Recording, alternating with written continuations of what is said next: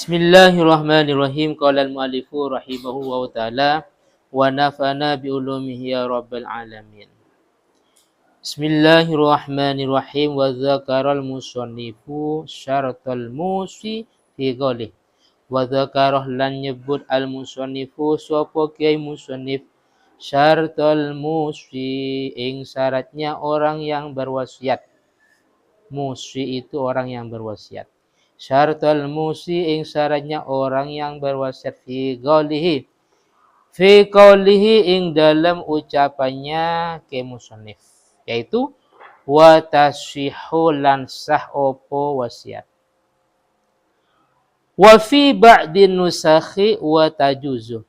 Wa fi ba'din nusakhi lan iku ing dalam sebagian piro-piro catatan wa tajuzu utawi lafat wa tajuzu, memakai redaksi wa tajuzu. Wa tajuzu utawi lafat wa tajuzu, maknanya wa tajuzu lan wenang al wasiyatu apa wasiat min kulli balighin sangking saban-saban orang yang sudah baligh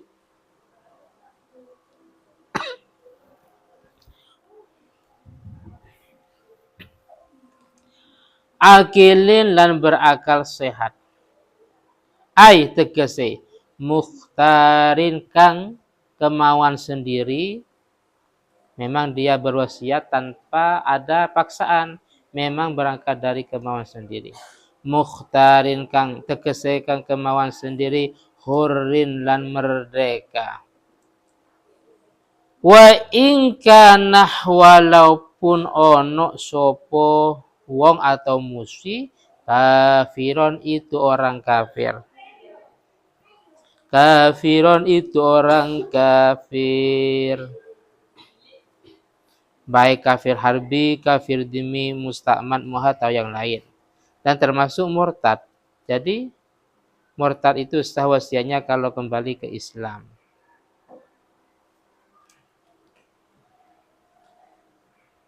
Au mahjuran alaihi. Au mahjuran alaihi ini sudah satu rangkaian.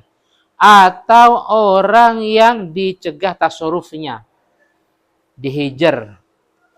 Au mahjuran alaihi, atas orang yang dicegah tasarrufnya, tidak boleh membelanjakan harta, dicegah bisa fahin kalawan sebab bodoh. Goblok atau idiot. Oleh karena itu fala tasfihu, mongko tidak sah wasiatu majnunin opo, wasiatnya orang gila. Ini wa mungman alaihi, dan orang yang pingsan atau semaput. Ini langsung mustasnaya dari akil. Balingnya enggak disebutkan ya. Wa mungman alaihi lan orang yang pingsan atau semaput. Oh ini. Wasobiyin lan wasiatnya anak kecil. Nah, kalau di depan, balingnya di depan baru akil.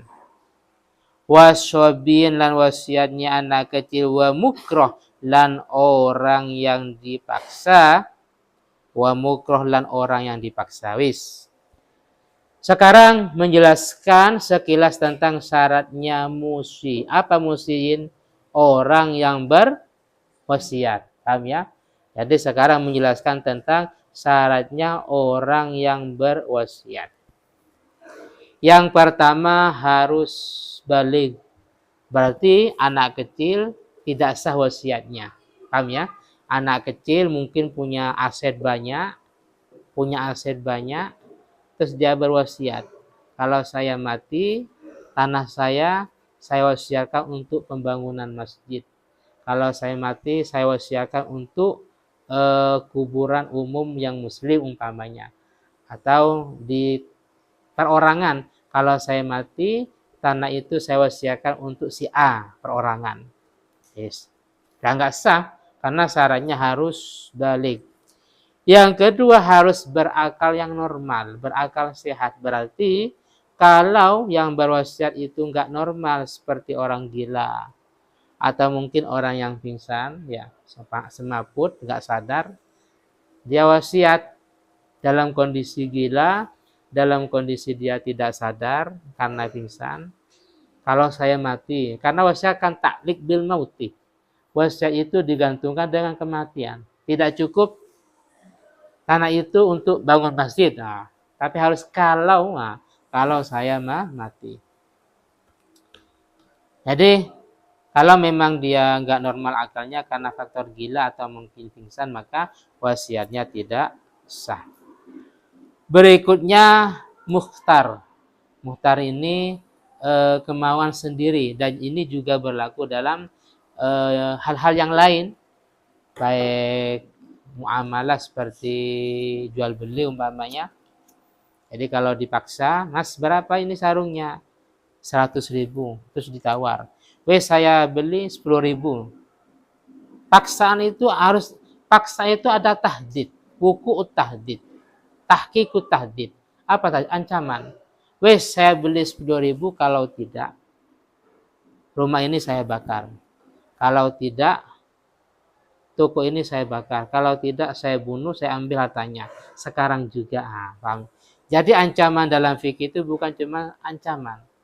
Paksaan dalam fikih bukan cuma paksaan, tapi paksaan yang memang bitahqiqit tahdid, yang memang ada ancaman memang pada waktu itu.